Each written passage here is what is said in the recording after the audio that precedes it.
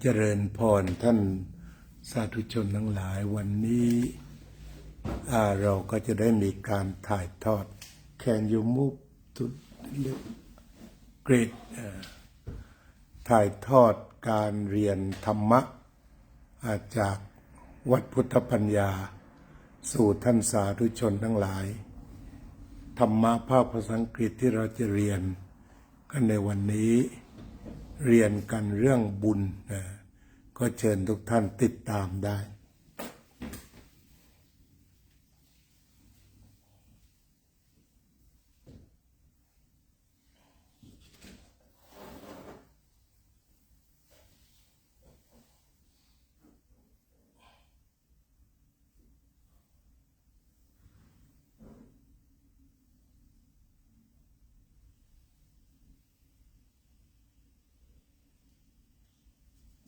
Yesterday we discussed on the origination of the world according to evolution theory according to the Buddhist view. Then we studied the origination of human beings, the origination of family, origination of economic system, origination of political institution or politician who come to take care the process of field economic. It is to divide the land for the member of society to take care, to cultivate, to plan, and then even refer to the system of tax. If that guy who come from the election should practice well, they will give return of the petty or the product that they harvest from the field. You can compare like a tax system. And you take care and work for the public, you never go to work in the field, but all people satisfy you, and then they give you some of part of the product in the paddy field and fruit and something they grow, they planted. So today we would like to study about the qualities of mind that in Pali called Punya. In English it was translated merit. And I think the concept of merit is very popular among the Buddhists in Southeast Asia. In Asia, that they follow Buddhist way of life. It is just in making merit is a part of daily life, or it decide about the characteristic of the people. They follow the punya. Before we have the plan of development, national plan of development of the country, about 60 years ago, we developed country by making merit. For example, when we build a street for walking about the village, monk would lead the people to work for public. Say, okay, let's come to work for getting punya. You devote and you give about the energy. You spend your labor working for public and get the punya. And then they ask the people to grow the plant along the road. That's very beautiful. And dig the well of the water for the public. This is the development done before national land of development in Thailand. They use the merit as the tool for development. And today, in order to know the reality of the Punya, we just come and discuss key to good fortune, the merit, on the page 166 onward. Let us start by you, Punyakamo. You love Punya very much. Now you come to know your name in detail. Merit, the key to good fortune. Meritorious deeds. Monks, do not fear meritorious deeds. This is an expression denoting happiness, what is desirable, wished for, dear, and agreeable. That is, meritorious deeds. For I know full well, monks, that for a long time I experienced desirable, wished for, dear, and agreeable results from often performing meritorious deeds. Having cultivated for 7 years a mind of loving kindness, for 7 eons of contraction and expansion, I did not return to this world. Whenever the eon contracted, I reached the plane of streaming radiance. And when the eon expanded, I rose in an empty divine mansion. And there I was Brahma, the great Brahma, the unvanquished victor, the all-seeing, the all-powerful. 36 times I was Saka, ruler of the Devas. And many hundreds of times I was a wheel-turning monarch, righteous, a king of righteousness, conqueror of the 4 regions of the earth, maintaining stability in the land, in possession of the 7 treasures. What need is there to speak of mere local kingship? It occurred to me, monks, to wonder, of what kind of deed of mine is this the fruit? Of what deeds ripening am I now of such great accomplishment and power?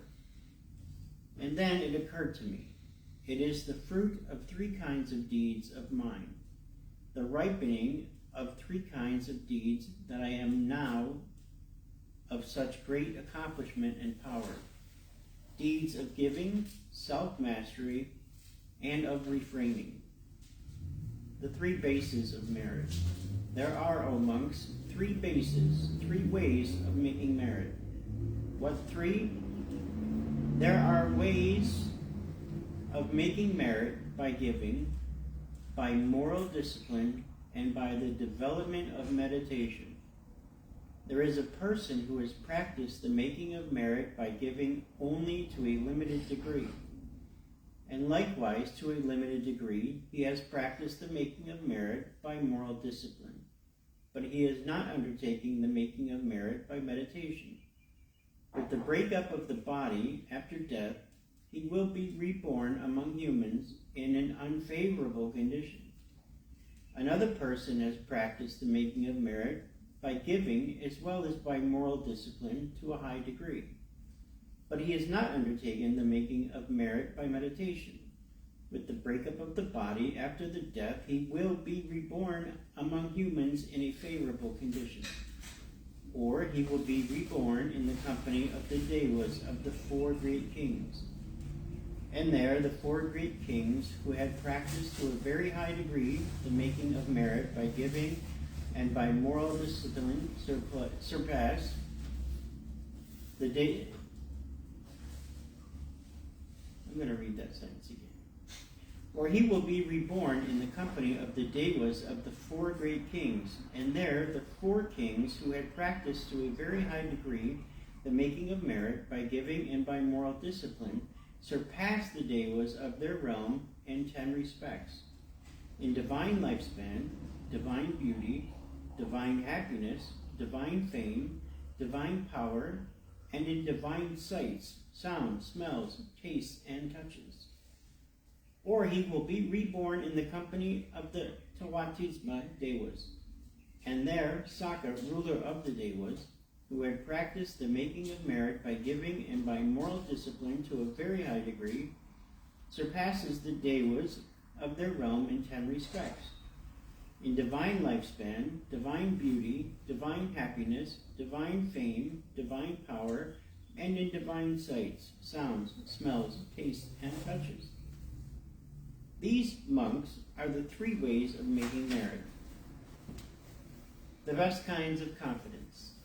Monks, there are these 4 best kinds of confidence. What for? To whatever extent there are beings, whether footloose or with 2 feet, 4 feet, or many feet, whether having form or formless, whether percipient, non-percipient, or neither percipient or non-percipient, the Tathagata, the Arahant, the perfectly enlightened one, is declared the best among them. Those who have confidence in the Buddha have confidence in the best. And for those who have confidence in the best, the result is best. To whatever extent there are things that are conditioned, the Noble Eightfold Path is declared the best among them. Those who have confidence in the Noble Eightfold Path have confidence in the best, and for those who have confidence in the best, the result is best. To whatever extent there are things, whether conditioned or unconditioned, dispassion is declared the best among them. That is, the crushing of pride, the removal of thirst, the uprooting of attachment, the termination of the round, the destruction of craving, dispassion, cessation, nibbana. Those who have confidence in the Dhamma have confidence in the best, and for those who have confidence in the best, the result is best. To whatever extent there are communities or groups, the Tathagata's Sangha of disciplines, Sangha of disciples, is declared the best among them. That is, the 4 pairs of persons, the 8 types of individuals. This Sangha of the Blessed One's disciples is worthy of gifts, worthy of hospitality, worthy of offerings, worthy of reverential salutation, the unsurpassed field of merit for the world. Those who have confidence in the Sangha have confidence in the best, and for those who have confidence in the best, the result is best.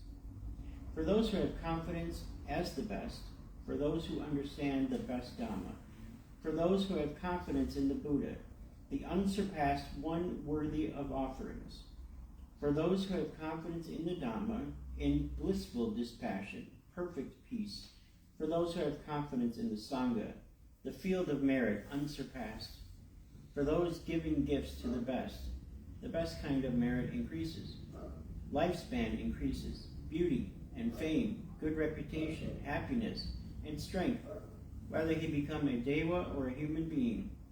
The wise one who gives of the best, concentrated upon the Dhamma, rejoices when he has attained it best. Okay, you start giving. Giving. Yes. If people knew the result of giving. O monks, if people knew, as I know, the result of giving and sharing, they would not eat without having given, nor would they allow the stain of niggardliness to obsess them and take root in their mind. Even if they were their last morsel, their last mouthful, they would not eat without having shared it. If there were someone to share it with. But monks, as people do not know, as I know, the result of giving and sharing, they eat without having given, and the stain of niggardliness obsesses them and takes root in their mind. 2. Reasons for giving. There are, O monks, 8 reasons for giving. What 8? People may give out of affection, or in an angry mood, or out of stupidity, or out of fear, or with the thought, such gifts have been given before by my father and grandfather, and it was done by them before. Hence it would be unworthy of me to give up this old family tradition. Or with the thought, by giving this gift, I shall be reborn in a good destination, in the heavenly world after death. Or with the thought, when given this gift, my heart will be glad, and happiness and joy will arise in me. or one gives because it ennobles and adorns the mind. The gift of food. On one occasion, the Blessed One, dwelling among the Kolians at a town called Satchanela, one morning, the Blessed One, dressed, took his upper robe and bowl, and went to the dwelling of Supawasa, a Kolian lady. Having arrived there, he sat down on the seat prepared for him. The Kolian lady Supawasa attended to the Blessed One personally and served him with various kinds of delicious food. When the Blessed One had finished his meal and had withdrawn his hand from the bowl, the Kolian lady Supawasa sat down to one side, and the Blessed One addressed her as follows. Supawasa, a noble female disciple, by giving food, gives 4 things to those who receive it. What for? She gives long life, beauty, happiness, and strength. By giving long life, she herself will be endowed with a long life, human or divine. By giving beauty, she herself will be endowed with beauty, human or divine. By giving happiness, she will be endowed with happiness, human or divine. By giving strength, she herself will be endowed with strength, human or divine. A noble female disciple, by giving food, gives those 4 things to those who receive it. A superior person's gift. There are, O monks, these 5 gifts of a superior person. What 5? He gives a gift out of faith. He gives a gift respectfully. He gives a gift at the right time. He gives a gift with a generous heart. He gives a gift without denigration. Because he gives a gift out of faith, whatever the result of that gift ripens, he becomes rich, affluent, and wealthy, and he is handsome, comely, graceful, endowed with supreme beauty of complexion. Because he gives a gift respectfully, wherever the result of that gift ripens, he becomes rich, affluent, and wealthy, and his children and his wives, his slaves, messengers, and workers are obedient, lend their ear to him, and apply their minds to understand him. Because he gives a gift at the right time, wherever the result of the gift ripens, he becomes rich, affluent, wealthy, and benefits come to him at the right time in abundant measure. Because he gives a gift with a generous heart, whatever the result of that gift ripens, he becomes rich, affluent, and wealthy, and his mind inclines to the enjoyment of excellent things among the 5 chords of sensual pleasure. Because he gives a gift without denigrating himself and others, whatever the result of the gift ripens, he becomes rich, affluent, and wealthy, and no loss of his wealth takes place from any quarter, whether from fire, floods, the king, bandits, or unloved heirs. These monks are the 5 gifts of a superior person. Mutual support.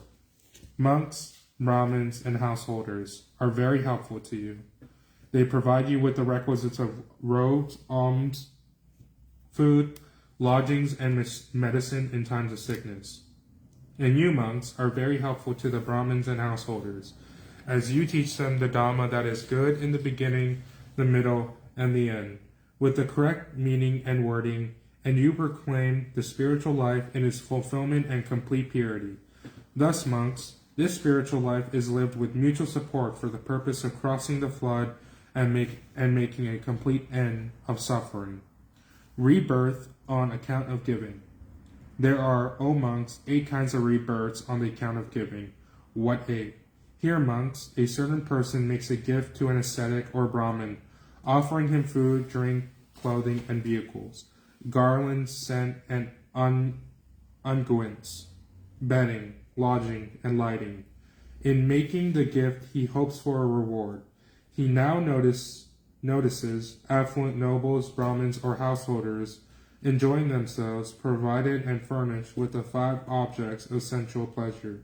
And he thinks, oh, with the breakup of the body after death, may I be reborn among them. And he sets his mind on that thought, keeps to it firmly, and fosters it. This thought of his aims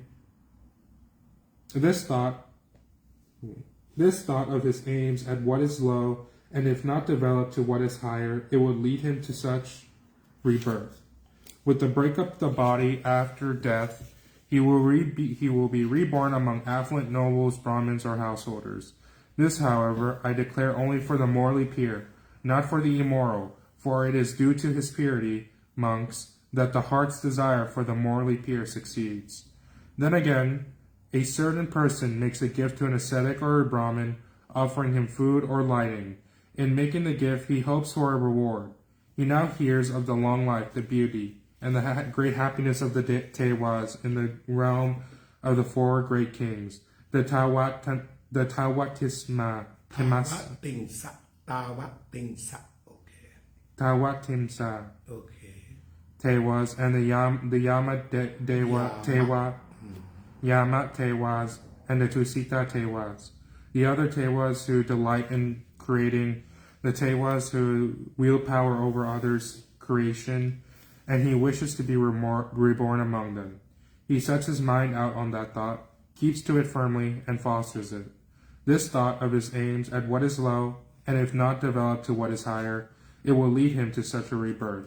After his death, when his body breaks up, he will be reborn among the Tewas in the realm of the four great kings, or among the Tewas who wield power over others' creation. This, however, I declare only for the morally pure, not for the immoral, for it is due to his purity, monks, that the heart's desire of the morally pure succeeds. Then again, a certain person makes a gift to an ascetic or a Brahmin, offering him food or lighting. He now hears of the long life, the beauty, the great happiness of the Tewas of the Brahma's company, and he wishes to be reborn among them. He sets his mind on that thought, keeps to it firmly, and fosters it. This thought of his aims at what is low, and if not developed to what is higher, it will lead him to just such a rebirth. After his death, when his body breaks up, he will be reborn among the Tewas of the Brahma's company. This, however, I declare only for the morally pure, not for the immoral, only for the one free of lust, not for the one who is lustful. Because he is without lust, monks, the heart desire of the morally pure succeeds. These, monks, are the 8 kinds of rebirth on the account of giving. Okay, you continue at 4. I just have 2 vocabulary words that came Okay, up. we can discuss, yes. Negardliness. It means dark. In this use, it's dark. Dark. It's negardliness is the opposite of nibbana. It means rather than being enlightened, you live in darkness. And then the other one is unguent. Unguent is medication. It's ointment.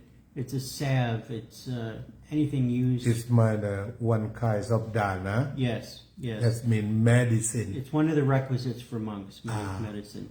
But unguent is an old English word that means to build together. It's grinding, actually. So it's taking, say, ancient medicine. Lemongrass, mint, oil, and creating a salve. Like That's an herb unguent. made of herb, right? Yes, herb or oil. And oil. Okay. Everything else, I think, was pretty recognizable. Okay, you can mention something that you think you found that important. Do you want to discuss where we've gone so far, or do you want me to keep reading? Here, I can do for the either. dana, yeah. Okay, you want to discuss dana? Yeah, because as you study and what you act about the comment and something like that. Well, I think that the lesson in this chapter thus far is to be aware of the value of merit, that it isn't only intended to be a point system or a tool in which one reaches nibbana. It's also a record of your karma. It isn't just about reaching nibbana, although ultimately that is the goal. That's great. In the shorter term, it does affect rebirth. It affects your status, whether you come back as a human being or a deity or, During the way to Nibbana. Yes, on the path. Okay. So merit is. You can find so many stations. Yes. during you go to LA. Yes. Okay. So many stops along the way. And tomorrow, right? Kun Jurai will invite Yes. you visit. Yeah. Going to Glendale. Okay, Glendale. Yeah. You go with him as a guide, okay? So he'll be there. Tour guide.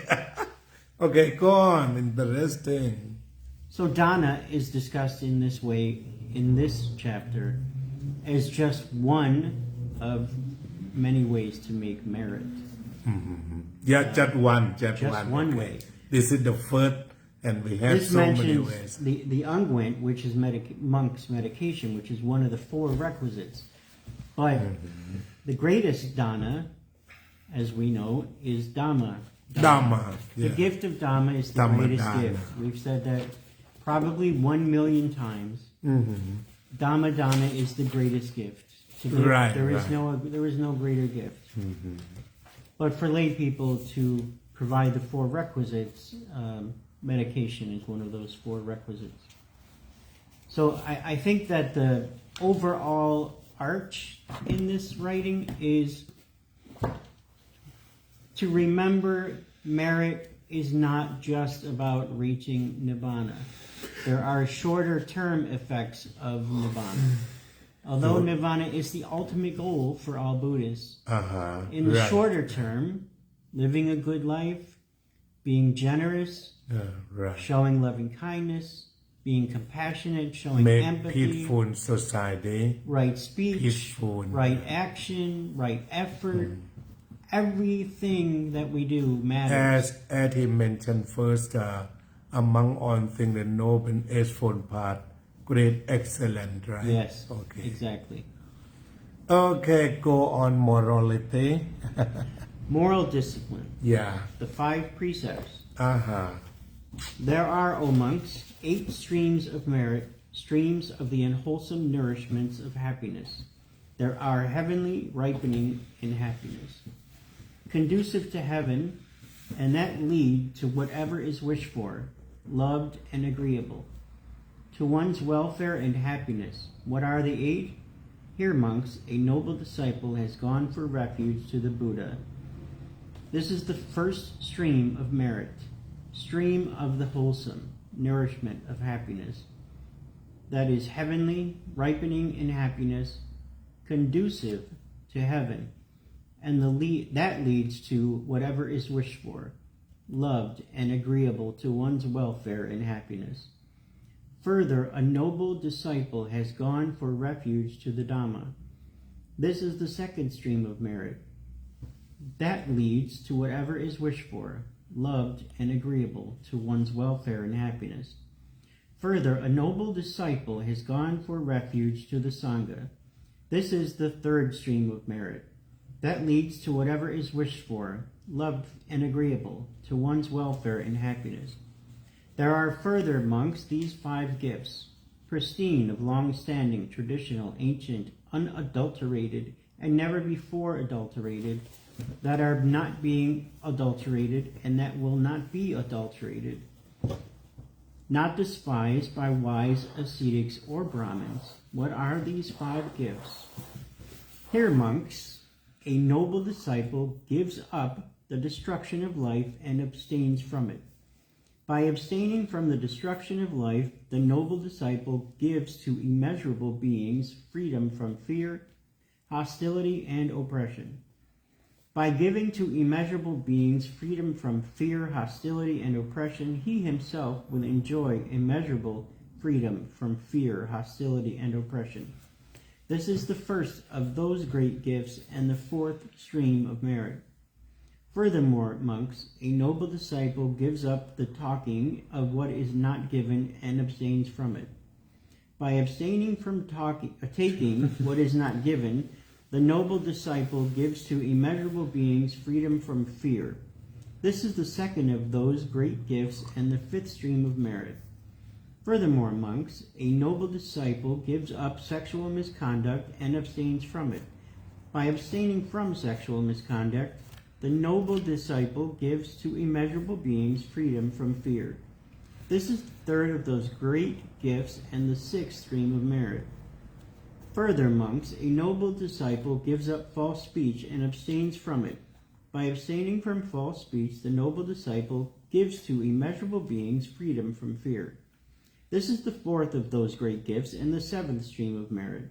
Furthermore, monks, a noble disciple gives up wines, liquors, and intoxicants, the basis for negligence, and abstains from them. By abstaining from wines, liquors, and intoxicants, the noble disciple gives to immeasurable beings freedom from fear, hostility, and oppression. By giving to immeasurable beings freedom from fear, hostility, and oppression, he himself will enjoy immeasurable freedom from fear, hostility, and oppression. This is the fifth of those great gifts and the eighth stream of merit. These monks are the 8 streams of merit, streams of the wholesome nourishments of happiness which are heavenly, ripening in happiness, conducive to heaven, and which lead to whatever is wished for, loved, and agreeable to one's welfare and happiness. And can you give more explanation when you free from adultery, you will be free. You will be free from fear too. Yes. What's about the fear when we go and commit adultery, according to your experience and by the Dhamma? I could talk about this at great length. Fear is the root of all anger. A person who is afraid will always be angry. Afraid, okay. Whenever you see an angry person, you're looking at a person who lives in fear.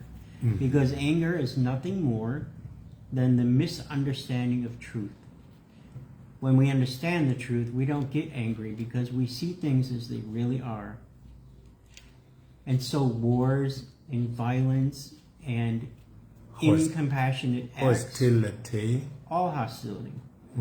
All hostility comes from anger. And so ultimately all hostility comes from fear. The fear of not being like the ones around us, the fear of being different, the fear of being less than, the fear of not being enough, the fear of not getting the things we need. This is all that this is talking about. When we practice of the 5 precepts, we would be free from fear, right? We would be free from fear, and therefore free from anger. Okay, could you please read the next one? The Upasata observance. When, O monks, the Upasata observance is complete in 8 factors, it is the great fruit and benefit, luminous and pervasive. And how is the Upasata observance complete in 8 factors? Here, monks, a noble disciple reflects thus. As long as they live the Arahants, abandon the destruction of life, abstain from destruction of life, with the rod and weapon laid aside, they are conscientious and merciful and dwell compassionate towards all living beings. Today, I too, for this day and night, will do likewise. I will imitate the Arahants in this respect, and the Upasata observance will be fulfilled by me. This is the first factor it possesses. Further, he reflects, as long as they live, the Arahants abandon the taking of what is not given, abstain from taking what is not given, they accept only what is given, expect only what is given. Sorry, is it Uposatha? Uposatha, like you practice. If one day and night, every 7 days, is it called Uposatha? And if you practice 1 and 8 days, it's called Atthasila. It line yesterday, Kun Payao, observe Uposatha, day and night, to practice about Atthasila, 1 day and night. The purpose of Uposatha is to let all the devotee people, like to stop the job at home, to come to the temple and stay overnight for relax, for meditation or chanting, do vichata, and tomorrow in the morning you leave the temple and start working. and is it very clear in our cultural society, agricultural society, that we work hard and buffalo work hard and cow work hard together, and then on a full moon day or half full moon day or half dark moon day, we would stop working and then go to the temple and chanting or practice meditation and listening at night again, and in the morning about 5 o'clock we get up and chanting and leave temple and to practice again. This is the concept of uposatha. Go on.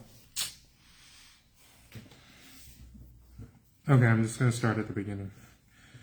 Further, he reflects, as long as they live, the arahants abandon the taking of what is not given, abstain from taking what is not given, they accept only what is given, expect only what is given, and dwell with honest hearts devoid of theft.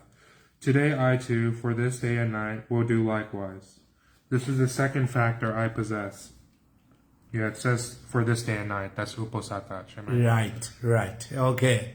It mentioned, right? Yeah, for this day and night, will do likewise. Right. As long as they live, the arahants abandon sexual relations and observe celibacy, live apart, refraining from... And the difference between Attasila, 8 precepts, and the oppose, and 5, that means you try to free from sex at all when you practice uposatha, 1 day and night. And after that you have 5 precepts, you can go on to live with your husband or wife, but just only one. Okay, go on.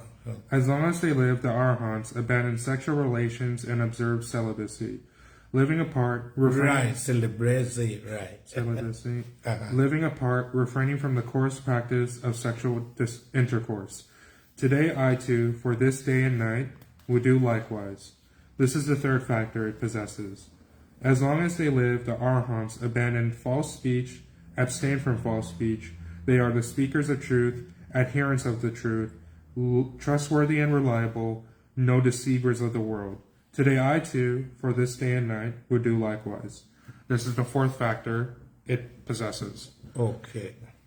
As long as they live, the arahants abandon wines, liquor, and intoxicants, the basis of negligence, and will abstain from them. Today I too, for this day and night, will do likewise. This is the fifth factor it possesses. As long as they live, the arahants eat only 1 meal a day and refrain from eating at night outside the proper time. Today I too, for this day and night, will do likewise. This is the sixth factor it possesses. As long as they live, the arahants abstain from dancing, singing, instrumental music, and unsuitable shows, and from adorning themselves by wearing garlands and applying scents and ointment. Today I too, for this day and night, will do likewise. This is the seventh factor it possesses. As long as they live, the arahants abandon the use of high and luxurious beds and seats and abstain from using them. They make use of low resting places, either small beds or straw mats.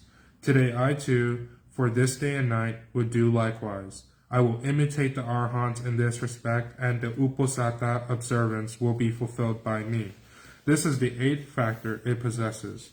When, monks, the uposatha observance is complete in these 8 factors, it is of great fruit and benefit, luminous and pervasive. And to what extent is it of great fruit and benefit, luminous and pervasive? Suppose, monks, someone were to exercise sovereignty and dominion over these 16 great countries, abounding in 7 precious treasures, that is, Anka, Makata, Kasi, Kosala, Wachis, the Malas, the Jetis, Wangsa, Jeti, Wamsa, the Kurus, the Kurus, the Panchalas, Asaka Avanti, no, I meant Panchalas. Panchala, Macha, Sura Sena, Sura Sena, Asaka, Awanti, คันธาระ Kantara, กัมโพชะ Kampocha. โอเค This would not be worth a 16th part of the Upasata observance complete in those 8 factors. For what reason? Because human kingship is poor compared to divine happiness. For the Tewas in the realm of the 4 great kings, a single day and night is equivalent to 50 human years. 30 such days make up a month, and 12 such months make up a year. The lifespan of the Tewas in the realms of the 4 great kings is 500 such celestial years. This as Ajahn Narin mentioned last Sunday. Okay, good. It is You possible. find this here. It is possible, monks, that if some man or woman here observes the Uposatha complete in these 8 factors with the breakup of the body after death, they will be reborn in the company of the Tewas in the realm of the 4 great kings. It was with the reference to this that I said human kingship is poor compared to divine happiness. For the Tawatisama Tewas, a single day and night is equivalent to 100 human years. The lifespan of the Tawatisama Tewas is 1,000 such celestial years. For the Yama Tewas, a single day and night is equivalent to 200 human years. The lifespan of the Yama Tewas is 2,000 such celestial years. For the Tusita Tewas, a single day and night is equivalent to 400 human years. The lifespan of the Tusita Tewas is 4,000 such celestial years. For the Tewas who delight in creating, a single day and night is equivalent to 800 human years. The lifespan of the Tewas who delight in creating is 8,000 such celestial years. For the Tewas who wield power over others' creation, a single day and night is equivalent to 1,600 human years. 30 such days make up a month, and 12 such months make up a year. For the lifespan of the Tewas who wield powers over others' creation is 16,000 celestial years. It is possible, monks, that if some man or woman here observes the Upasatha complete in these 8 factors, with the breakup of the body after death, they will be reborn in the company of the Tewas who wield power over others' creation. It was with reference to this that I said human kingship is poor compared to divine happiness. Okay, this come from the Sutta. As Ajahn Narin mentioned about Uposatha Sutta, there's a good luck for us to have in English, and Long Po Bodhi collect for us. Thank you. And then this is about Uposatha, that they try us for the self-training and gain happiness. They compare about happiness. The more happiness as you can have. And it is, as I study Bible too, what difference between Buddhist heaven and Christian heaven. And about this we have so many levels, as you mentioned about Tawatingsa Yama and something, as they describe, that line you go to mention. Different is in Christianity, after you die you must report yourself to Jesus, right? And after that Jesus will open the gate for the heaven. If it's wrong you can correct. And for us that means after we gain Uposatha, we give the Thana, we have the key already to go immediately. You never pass the agent. This is different. And what about the Bible? Let some people go to Jesus first, right? The Bible describes the process of going to the Heaven. colloquially called the pearly gates. Mm-hmm. The pearly gates are the gates to heaven. Mm-hmm. And it's believed Saint Michael stands at the gate. Not Jesus, right? Not Jesus, Saint Okay, Michael. okay. Saint Michael, who is an archangel. And based on your deeds as a Christian, Again, I'm explaining Christian beliefs. It's not Right. necessarily The pure. just purely informational. Yeah. Yes, one can be admitted to heaven, or alternatively, if one did not leave a good life, then they could be sent to hell. And similar to Buddhism, there are multiple levels of hell. Right. Biblically speaking, there are 7 levels of hell. Right.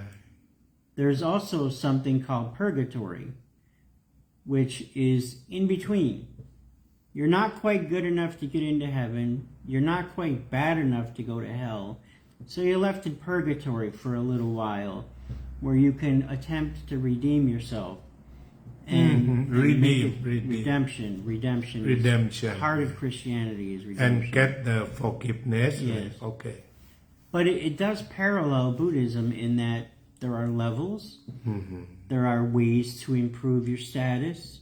Yeah. There are ways to increase the level in which you will be admitted to heaven. How quickly, whether or not you'll spend time in purgatory. Right. Or purgatory, right? Yes. We call here sampavesi like a traveling. Yes. Traveling around. That if you get the merit from the relative to dedicate, you can improve about the level. Yeah, I love talking about this, and I could go on. Since before we go on to the meditation, I'll talk more about merit. This is why, as Buddhists, we transfer and share merit, because our relatives who have gone before us, right, and they are making their way through these different ranks. Right. We share merit with them. We give merit to them. We remember them. We celebrate them. We put their photos up. And it's all because we share merit with them. We love them. So that we can help them on their journey. Even though they're not with us physically, we know as Buddhists, they have been reborn, or they will be reborn, or they reached Nibbana. One of those things is happening. So regardless of where they are, sending them merit helps them on their path.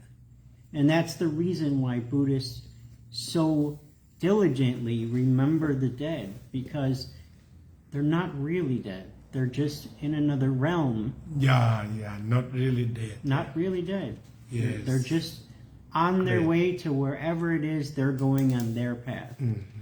And because they helped us on our path, we remember them, and we help them on their path. Did I answer your question? I think I did. Great. I appreciate. And talk about the death that we have the 3 kinds of death mentioned too. First, it is a hidden death. It means the language of nature. You die every day. Hidden death. You die from the child income to teenage income. You be born again. This is the hidden death. And then as you refer, is it the moment death? Moment death, that means you just die from here and be born again and traveling. Yes. It's just a moment. It's no long. It's not fearable. And then the last one, forever a death of the defilement, that parinibbana. That's exit forever. Yeah. That they say deathless. Okay. Before I go on to meditation, which will be a whole new subject, I just want to answer one of the most common questions we get. What is rebirth versus reincarnation? We must get that question once long a day. Time. Yeah. So this is not my analogy. I didn't create this, but I saw it and I love it. Right. This is the simple way to understand reincarnation versus rebirth. Reincarnation, let's imagine this is a candle and the flame is lit. They can barely kind of see it. I think you might need to lift it up. Well, okay. This is a lit candle. Use your imagination. Candle. Yeah. I've got 2, so Candle is lit. The flame goes out. That's death. Yeah, the flame. Yeah. The flame goes out on the candle. That's death. Now, the flame comes back on. That's reincarnation. Same body. The same body. The flame comes back to the same body. Reincarnation is the flame coming back to the same body. Right. Rebirth means the flame goes out here. To the next candle. This candle is dead. And To then the next candle. flame goes to the next candle. Great. That's the best description I've ever found. Rebirth. Reincarnation is the flame returning to the same body. Rebirth is the flame moving to a new body. Right. That's the difference between reincarnation Great. Clear. and rebirth. Okay. Clear. Okay, moving on to meditation. Meditation and that close the class. The development of loving kindness. Monks, whatever grounds there are for making merit productive of a future birth, all these do not equal a 16th part of the liberation of the mind of loving kindness. The liberation of mind by loving kindness surpasses them and shines bright and brilliant, just as the radiance of all the stars does not equal a 16th part of the moon's radiance, but the moon's radiance surpasses them and shines forth bright and brilliant. Even so, whatever grounds there are for making merit productive for a future birth, all these do not equal a 16th part of the liberation of mind by loving kindness. The liberation of mind by loving kindness surpasses them and shines forth bright and brilliant. Just as in the last month of the rainy season, in the autumn, when the sky is clear and free of clouds, the sun, on ascending, dispels the darkness, and space shines forth bright and brilliant.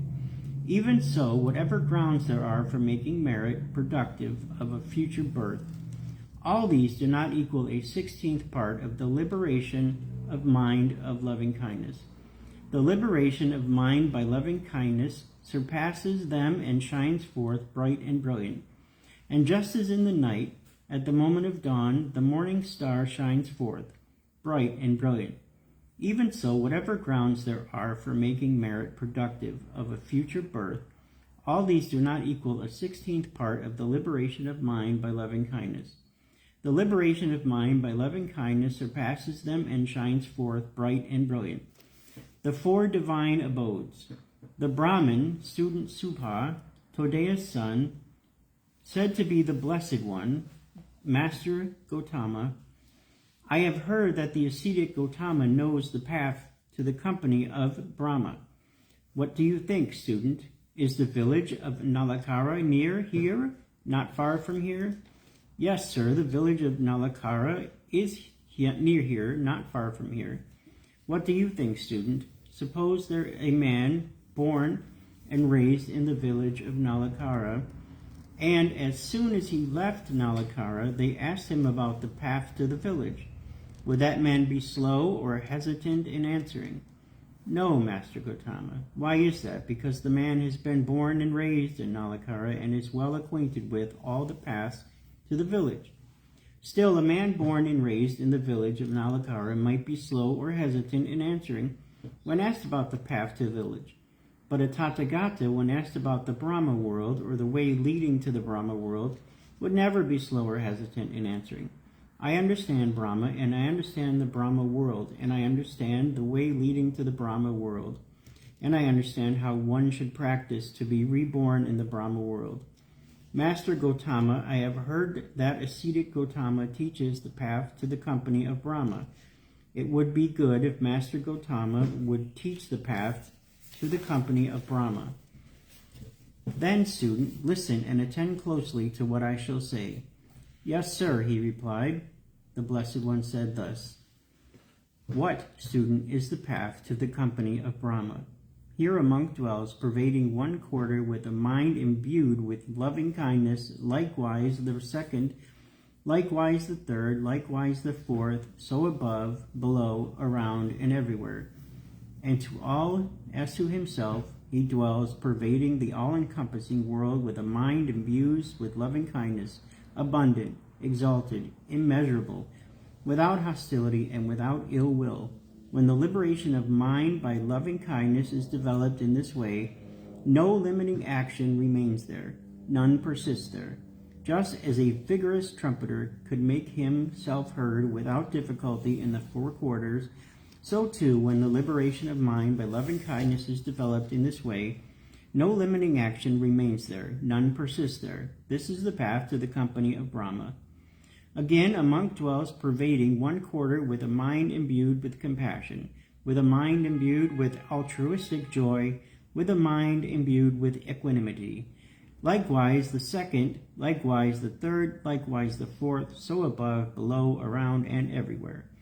And to all, as to himself, he dwells, pervading the all-encompassing world, with a mind imbued with equanimity, abundant, exalted, immeasurable, without hostility, and without ill will.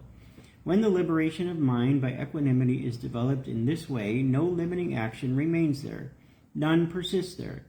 Just as the vigorous trumpeter could make himself heard without difficulty in the four quarters, so too, when the liberation of mind by equanimity is developed in this way, no limiting action remains there, none persists there.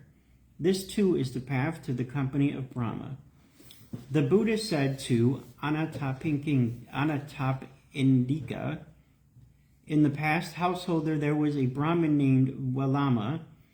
He gave such a great alms offering as this: 84,000 bowls of gold filled with silver, 84,000 bowls of silver filled with gold, 84,000 bronze bowls filled with bullion, 84,000 elephants, chariots, milch cows, maidens, and couches, many millions of fine cloths, and indescribable amounts of food, drink, ointment, and bedding.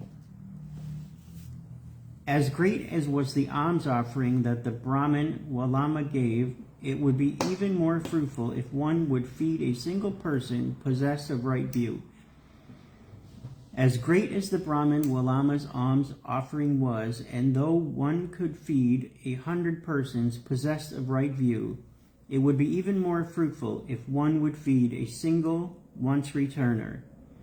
As great as the Brahmin Walama's alms offering was, and though one would feed 100 once-returners, it would be even more fruitful if one would feed a single non-returner.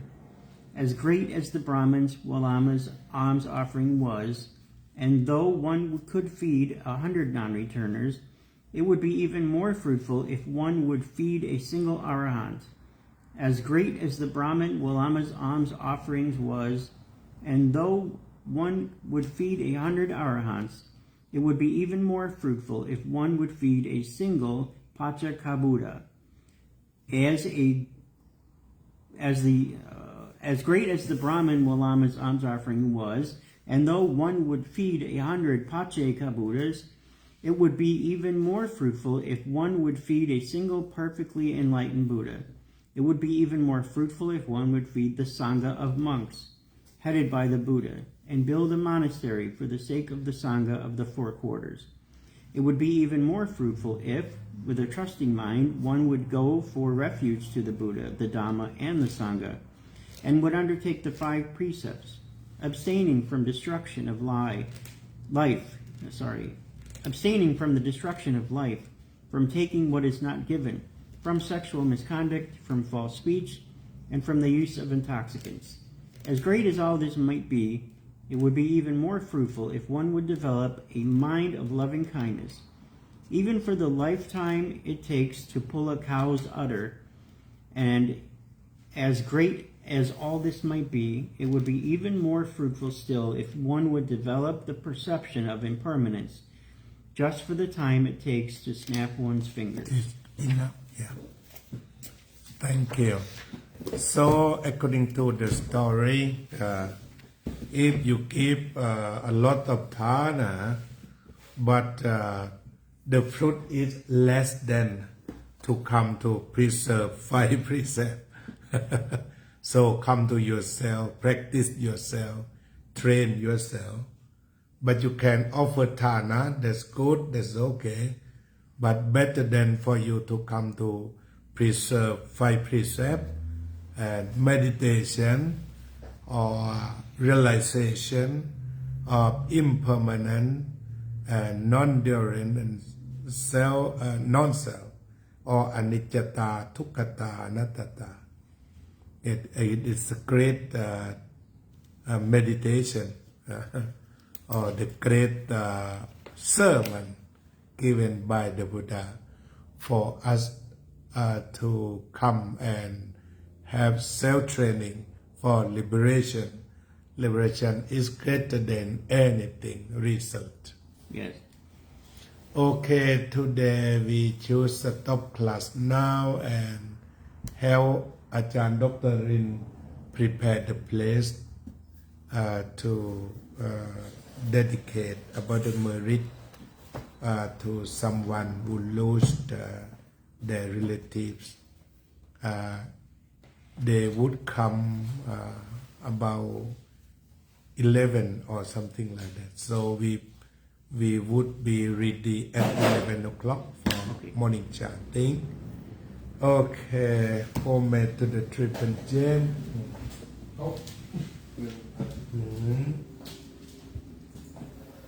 Arahang Samma Sambuddho Bhagava Buddhaṃ Bhagavantaṃ Abhivādemi Sawakhato Bhagavata Dhammo Dhammam Namasami Saupatipanno Bhagavato Sāvaka Saṅgho Saṅgham Namami. ขอบคุณครับพระอาจารย์ ขอบคุณครับ Thank you. So, Perfect timing. ขอปิดรายการแค่นี้นะท่านพระครูครับ